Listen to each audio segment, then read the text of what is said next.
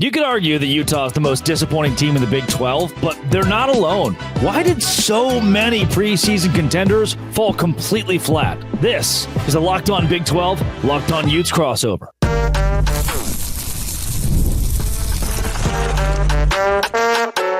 You are Locked On Big 12, your daily podcast on the Big 12 Conference. Part of the Locked On Podcast Network, your team every day. Happy Tuesday, everybody. Welcome into a Locked On Big 12, Locked On Utes crossover. I'm Drake Toll from America's #1 Big 12 podcast, Locked On Big 12. That's JT Wistersill, former intern inside the University of Utah Athletic Department. Boom! Nailed it. Thanks for making these shows your first listen every single day. We're going to go through Utah being in, honestly, just a long line of odd underperformers, as well as in the middle segment. Is Cam Rising's time under center done? Should there be a decision made this week? And in the last segment, from Jalen Daniels to Alan Bowman to Cam Rising, NIL is keeping your bad quarterback at quarterback no matter what. Did he say Cam Rising's bad? We'll definitely get into that later on. Again, if you hit subscribe, we both get to keep our jobs. JT, this week in my power rankings, I put Utah at 10, behind Arizona, behind West Virginia, Colorado, obviously the Kansas States, the Iowa States of the world, but ahead of an Oklahoma State or a TCU or a Baylor. Wait a second. Speaking of, wasn't Oklahoma State also supposed to vie for Big 12 championship? Wasn't Kansas supposed to go to the Big 12 championship game? I want to take a little bit of stress off of Utah because they're not alone. A whole lot of these schools that were supposed to finish in the top 3, 4, 5 are not very good right now. They aren't. And guess what? I'm going to agree with what you said. I think Utah is the most disappointing team in the Big 12 to this point in the season. Now, could we put an asterisk on it due to injuries and things of that? Sure. Every team can say that in a way, though.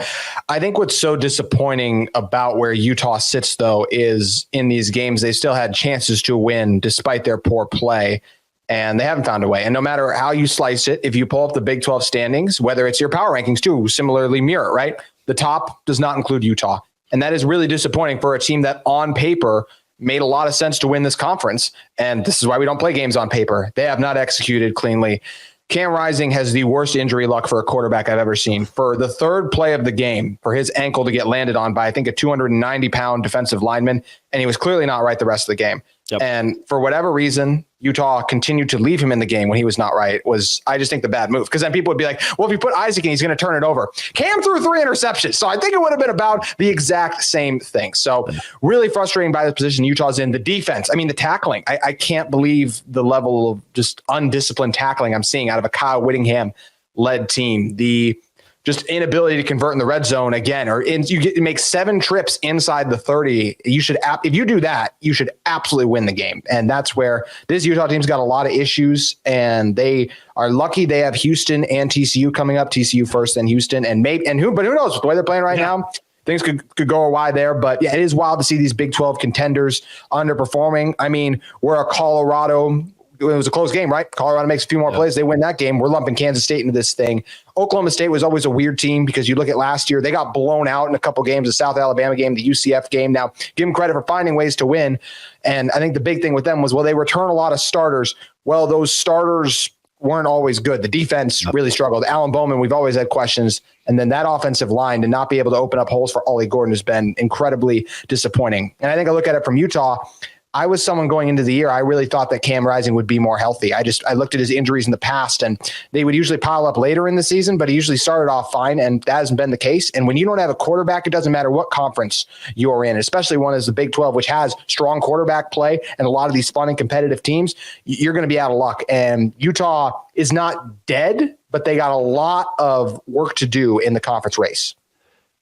I'm going to do it.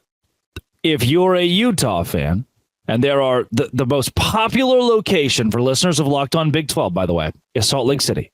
And it's a good, healthy mix of both Utah and BYU fans that are at the top of that list. And then there's like a Dallas and a Phoenix, which awesome.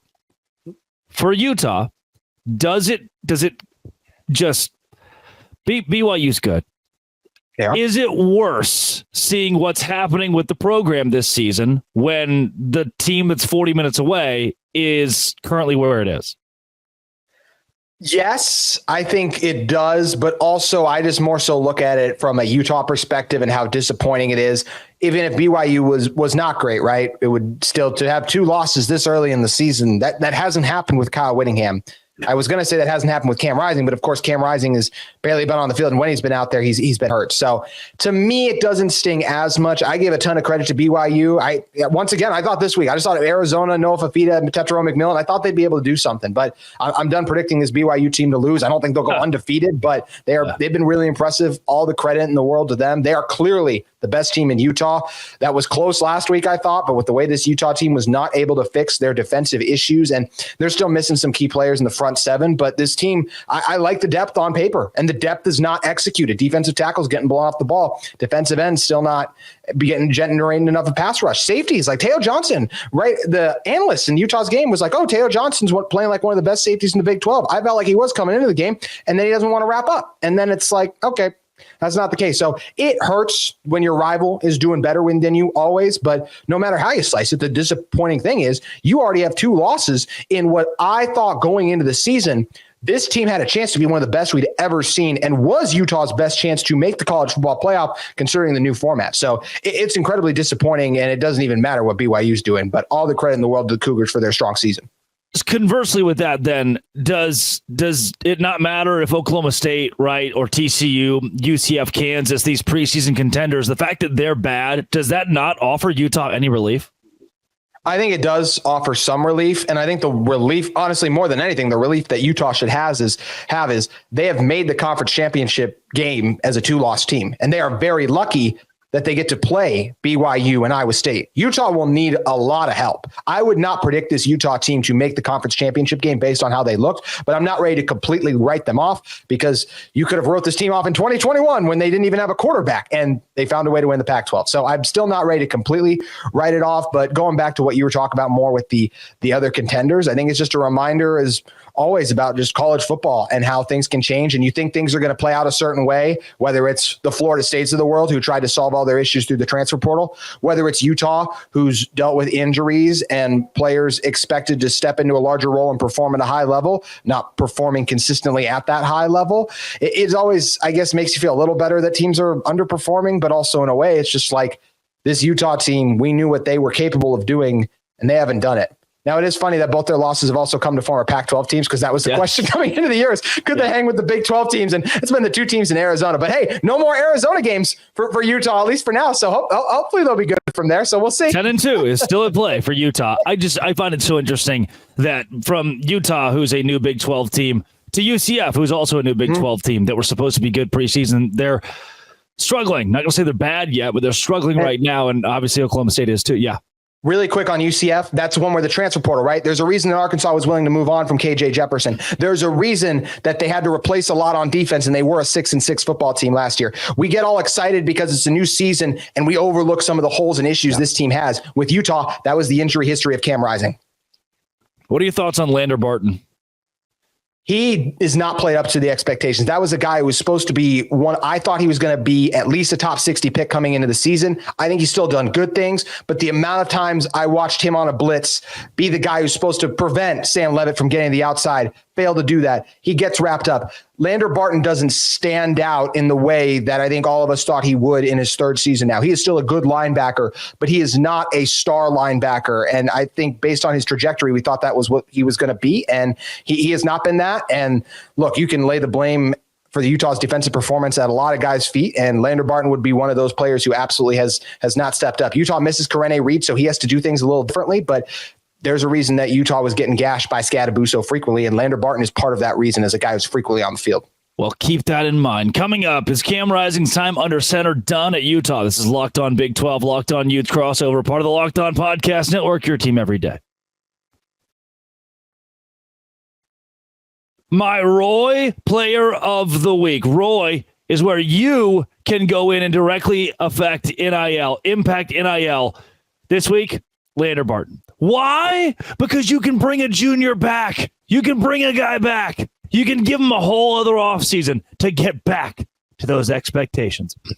Roy is an app where you can directly support your favorite athletes like Lander Barton. Best part, risk-free. If the athlete transfers or doesn't create content that you'd like when you pay them to do so, you get your money back. And I just contributed $100 to a Utah player, Lander Barton. Our collective support helps keep him connected to Utah. Plus, Roy is doing their part to bring fans closer to their schools and athletes. Roy is giving one lucky fan 2 tickets to any game of their choice in November. Enter by downloading the Roy app in App Store or Google Play. Use code LOCKEDON when signing up. And if you're already on Roy, make a payment to any athlete's campaign. You'll automatically be entered. No purchase necessary. Void where prohibited.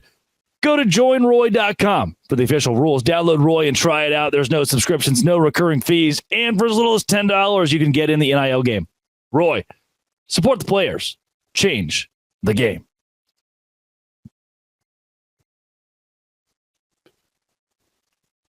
JT Westerso, Locked On Utes. Thank you for that. That was very nice of you. I appreciate it. And now I look like the jerk because I was just ripping Lander a little bit. So I appreciate us giving him something out of that. Let him come back. Let him give an off season of work. JT, for Cam Rising this past week, he was banged up immediately in this game. He was banged up the weeks prior, before that, where he didn't play. And then when he didn't play, you lose to Arizona with Isaac Wilson at quarterback, who at times did enough to win, was a good game manager, at other times was turnover prone. And I'm not sure, like, his sample size is too small to give the entire judgment of the season on Isaac Wilson. What I'm getting at, do you bench Cam Rising? Do you just make a decision at some point, like Oklahoma State might do this week? We've got to move on and go somewhere else. Cam Rising gives this Utah team the best chance to win when he is healthy. Therefore, I would not bench him when he is healthy. But this is also, like every position, it's based on how they are playing. You make the call whether to continue to play them or to pull them out of the game. Utah, for some just stupid reason, decided not only are we going to leave Cam in the game when he's clearly not right, but the very 2 following drives after he was hurt, the first down play was a throw. And it wasn't even close. He was sailing into the ground or over someone's head, or, I mean, eventually it was picked off too, of course. So it was maddening to me why they continued to put Cam Rising out there when he was clearly not right. He could not throw. Part of Cam's game is his ability to scramble too. I mean, look at the play when Charlie Vincent, one of Utah's running backs, they put him as a Wildcat QB. They motioned Rising out. I mean, my gosh, watching him run, I was like, why is he in the game? What are we doing? So a healthy Cam Rising gives this team its best chance to win, I believe. But if that's how Cam Rising is going to look, or if at any point he gets hurt, then you have to play Isaac Wilson, because Isaac Wilson can push the ball down the field. So I think that, once again, Cam Rising's healthy, he's the guy. But if he's hurt, or if he looks like that in, like, next week or in practice this week, you can't put him out there, because he does not give you a better chance to win the game than Isaac Wilson does. That was the worst game Cam Rising's ever played. And that doesn't fall on Cam, actually, chiefly to me. That falls on the coaches who left him in the game. Yes, Cam was the one who was probably like, I'm staying in, I got this, I'm fine. That's what every competitor is going to do. That's where the coaches have to come in and say, what's best for our team right now? And how about the athlete as well still? I know people are frustrated with the whole Cam situation, him not playing. But the matter of the fact is, he got hurt. He's not as good. You got to take him out of the game. And that's what Utah refused to do. And that's part of one of the biggest reasons they lost the game, is because they stuck with Cam Rising. Who knows if Isaac would have came in and made those throws, but based on what we'd seen from Isaac, he would have been better than Cam Rising in that game, I firmly believe. Can you explain to me why the last year and a half, Utah has been royally respectful of Cam Rising's health? We'll put it that way. And kept him off the field out of an abundance of caution in multiple scenarios, and then allowed that to happen on Saturday? I don't know. That's a great point. When you put into perspective the history and what is going on over that time, why was Saturday the time? And was it the frustration? Was it the fact that... And I want to save you there, because that's a tough question to answer. Like, you can't answer for Utah's training staff or Kyle Whittingham, but I mean, this goes back to the YouTube comment I got 2 weeks ago that said, if Utah was playing Georgia or Alabama, Cam Rising would obviously play. That was the Arizona week. That wasn't the case. We all said that's complete BS. There's no way he would have played the second half against Arizona if that was. And then he comes out in this game, and that's what it felt like. It felt like we're in a must-win scenario to stay alive in the Big 12 championship race. Got to leave him out there, which is so antithetical to what Utah has done for a year and a half. You're 1,000% right. I don't understand why they left him in the game. I just guess they felt like he would take care of the ball better. But then once he starts to turn it over, doesn't that go out the window? Doesn't his lack of mobility play into it? I mean, Cam Rising does a really good job navigating the pocket normally. One time he literally ran into a sack in the first half. It was just like, he's not confident because he's not healthy. And even before he got hurt, he had some missed throws. So like if he would have played, he still would have been rusty. But I got to believe they left him in just because it's like, it's Cam. He makes winning plays. He'll find a way. We're still in the game. I guess we feel like he can do it. But even his completions downfield, he had one throw to Dorian Singer. It was grossly underthrown. And then Singer just made a great play on the ball. So I don't understand why Utah stuck with him. I really don't. And Drake, I want to get your answer on the question you posed back to earlier. I said, if Cam's healthy, I'm still playing him. But if the version we saw on Saturday is the Cam we're going to get, I'm doing Isaac Wilson. Would you bench Cam Rising for the season, or would you continue to trot him out there? I think at some point we have a legitimate conversation. Yes. About medical. I mean, we see players medically retire all the time. You look at even BYU and Ben Bywater had, in the offseason, like, look, from the standpoint of, let's weigh our risk here when it comes to your physical health for the rest of your life. Cam Rising is putting an absolute beating on his body just to not play college football, because every time he goes back out there to play, he doesn't. And while I understand from Brant Keithy and company, money parks to, hey, let's make this the year. Like we got so much of the crew that could have been from 2023 back. We have dudes from 2022 who were playmakers and game changers that are all healthy and here to win it in 2024. I know that was the plan, but from an injury standpoint, where Cam Rising sits, it's not is he Utah's quarterback? It's is football the right move for Cam Rising moving forward? A legitimate question based on his injury history. And man, JT, I just can't. I keep going back to this, and I want to pose it again. We've talked about he got thrown into a water cooler. That's a fluke deal. This week a guy rolls over his ankle. It's like, okay. It feels like at some point we see so many injuries in this program now over the course of year. The sample size is getting larger and larger. Are we not eating right? We're not stretching pregame? Is our offseason weight program wrong? I mean, or is it just this many flukes that keep piling up? Drake, you posed that to me a couple weeks ago, and I wasn't ready to go there, but I will say there's something. It's something they got to change. I mean, for Karene Reed is out. Like some of these injuries just happen, right? But now Karene Reed is missing extended time. He was one of the best linebackers in the country coming into the season, according to PFF. I still believe Connor O'Toole was his team's best pass rusher, and through the first few weeks, he was high on the sack. He was second in the Big 12 in sacks. Actually, he hasn't played a game in a long time now. And then Keanu Tanavasa, your other really good D tackle next to Junior Tafuna, is also out. So injuries happen in games as well, but then like guys like Tanavasa, I don't remember him ever getting hurt. Like where did that pop up at? Are we practicing too hard? And are we conditioning these guys well enough for the season? Last year it was weird because of how many Utah had, but 2 years there's a little bit of a trend. Utah has to change something. I have a hard time believing that for the second straight year in a row, it's all fluke injuries and it has nothing to do with the way they're training and things of that nature. When you are losing and when players aren't on the field, you have to reevaluate everything. And I do believe that includes the way that Utah practices with their athletes as well as the things they do over the offseason, because you cannot have these many key players keep missing games. I don't know if Utah was fully healthy, if they for sure are undefeated right now, but I feel a heck of a lot better about their chances to be, because I know the types of players that they are missing. And they're just down too many guys already. It feels like where it to not be something that they should look at internally, because it continues to happen. And if you want to be where Utah hopes to be in the college football playoff at some point as a program, it can't happen. So something's got to change, Drake. You're right. Coming up, NIL is making your football team bad. This is Locked On Big 12 and a Locked On Utes crossover, part of the Locked On Podcast Network, your team every day. Today's show is brought to you by FanDuel. I went to FanDuel this weekend and said, FanDuel, I'm a Cowboys fan.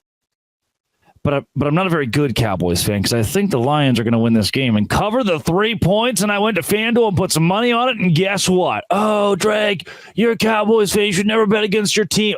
I won money. I have to pay rent. So I'm going to do that with the money that I got on FanDuel, America's #1 sportsbook. When you get a hunch in the middle of a game, you can check the latest stats and do live bets as well. You'll get started with $200 in bonus bets guaranteed when you place your first $5 bet. FanDuel.com.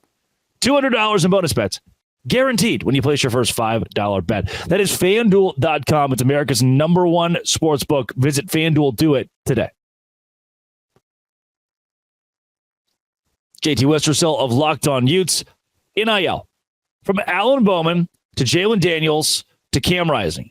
These dudes are getting paid. If we go back to what Matt Rule said last offseason, that quarterbacks could go from $1 to $2 million. This is a Power 4 league. These are quarterbacks that most average football fans in the country would know their name. But yeah, I that guy's been around for a bit. Are we promoting, playing these athletes due to NIL, collectives, the pomp and circumstance or money that's coming directly from that side of college football, instead of benching them for a better opportunity to win? Are we seeing these guys play just because there's a dollar sign now tabbed to their name? I'm going to say no, but I wish I could say absolutely not, but I can't. Still going to say no, but we don't know behind the scene what's going on. That could absolutely be a reason that Cam Rising was in the game. I can't sit here and rule that out. I can't sit here and say that's why it happened. But like we already talked about, when we're just like going, what makes sense? It doesn't make sense that when you've been so cautious with Cam Rising's health, that all of a sudden you decide, oh, even though he's hurt, we're going to leave him. It's weird. Like, is there something going on behind the scenes? It's purely speculation, but is there something going on behind the scenes where you have people who have paid NIL to this university, maybe even for Cam Rising, and it's like, well, we paid him to play, he better play, or else we're not going to compensate you in the future. Like, that is something that could be going on. I'm not saying it is. Once again, I want to be very clear on that. But to say there's no way that's the case, we can't say that, because that's the world of college football we live in. And I do believe, at the very least, because of the financial investments you make in these players, the leash is at least a little bit longer, because it's hard to justify and go back to the person who's compensating you for those players and say like, oh, well, we just didn't feel like you gave him the best chance to win. Well, you better be sure without a shadow of a doubt, because you might not get that compensation in the future. So I'm still going to say no, because we are going to see like quarterback changes and things. You still got to win games. And so what's best for your program. But I got to believe NIL plays somewhat in a role in the decisions with these players if they are underperforming, because I just believe their leash and the amount of mistakes they can make get a little longer if you bench him, then it's like, well, what are we spending all this money for? It's a poor allocation of our resources. So it may not apply as much with Cam Rising. I do believe his injury history is more of a factor than NIL that we should be addressing when it comes to his case.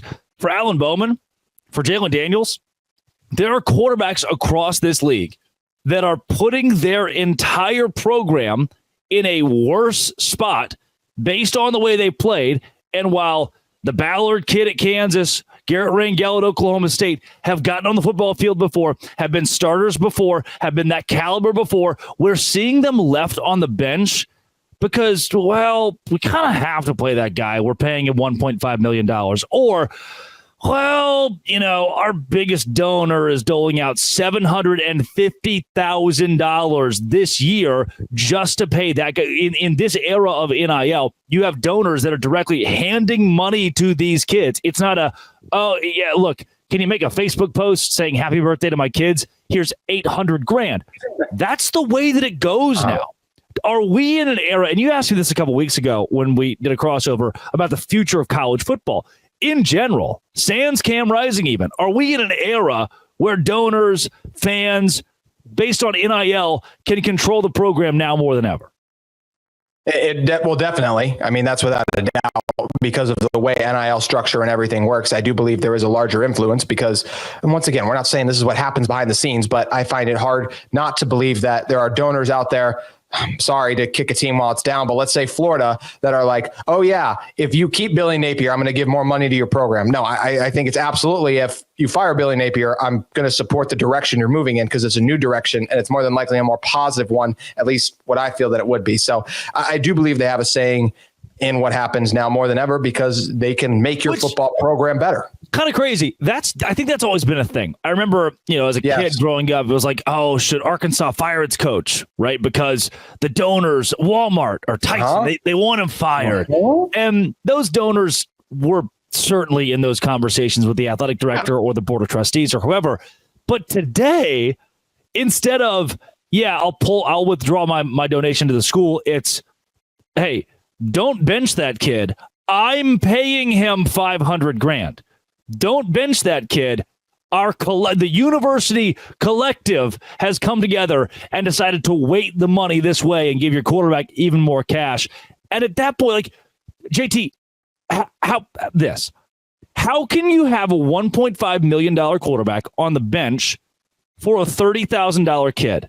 That $30,000 kid might put you in a better spot to win, but now you're wasting $1.5 million, which is a lot for Big 12 programs, on a guy who's being benched.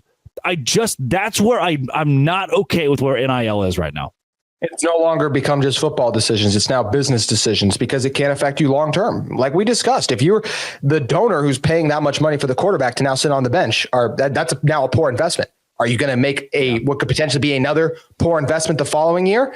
That's where if you're the coach, it might be like, well, maybe we can still win with him, and then we don't risk losing out on that NIL money. That's something that could absolutely be in play. I do want to refocus it back to the three quarterbacks we brought up. As is the case with Cam Rising, I do believe that was more than anything just the fact that we've seen Isaac Wilson turn the ball over. Kyle Whittingham trusts Cam Rising more than Isaac. I got to believe that's why he put him in. The Alan Bowman thing, they did bench Alan Bowman against Utah. We saw that, and now obviously everything that's going on with Alan Bowman there. So that's something they have started to make a resolution towards. But then you look at Kansas. Kansas is the one I'll say I still have a hard time believing there is a quarterback better than Jalen Daniels in terms of giving them a chance to win. You look at what he did against Arizona State, right? 260 yards, still 2 touchdowns in that game. His fault they lost that one, yeah. Yeah, well, it's not his fault they lost that game. So in this situation, I don't believe that is what's happening, but we cannot rule that out, which years ago we absolutely could. But in the NIL era, never say never when it comes to the impact that these donors and just the financial ramifications that change the way that college football is being played today. It's great. We have franchise quarterbacks. That's what this is. We do. You know, I mean, in the NFL, when it's a $300 million man and you say, well, we got to play him. That's the GM's decision. It's the coach's decision. They're in those contract negotiations. Today, it wasn't the head football coach that decided to pay that quarterback $1 million. It was the collective. It was the maybe the athletic director has some hand in it, but it could just be you or me giving that kid this massive check, and the coach looking at the kid and going, well, shoot. Now, and this is, as I'm saying this, I'm realizing Nick Saban is somewhere nodding along with all of this, going, yes, this is exactly why I'm not coaching college football anymore. Even though he used to also pay players? Yeah, but it was cool back then. I know. It was cool because it was illegal. They got to like have fun, like McDonald's bags and whatnot. Man, I feel like we're going in a dangerous place with college football because of stuff like that. Mm-hmm. And I know that, and you did a really good job of kind of evening the conversation out a bit on, we can't guarantee that this is a conversation that athletic departments are having.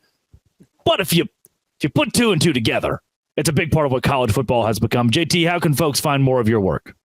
Go over to Locked On Utes. You guys can pile on. Those of you Big 12 fans that kept some of those receipts from the offseason, I'm still be here. I'm not running. So you guys can come at it at JT Wistersaw on social feeds as well. And Drake, it should be quite the Big 12 crossover this week for JT. So if people were waiting on that, they could check me out there as well. But always fun joining you, my friend. Yeah, Thursday night squad show. I'm on a cruise ship as of today's Tuesday. I'm on a cruise ship today.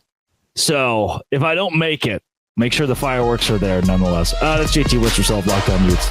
This has been, it always will be. Come back tomorrow for more football Locked On. Thanks for making it your first listen every single day. Utes and Dose Grande.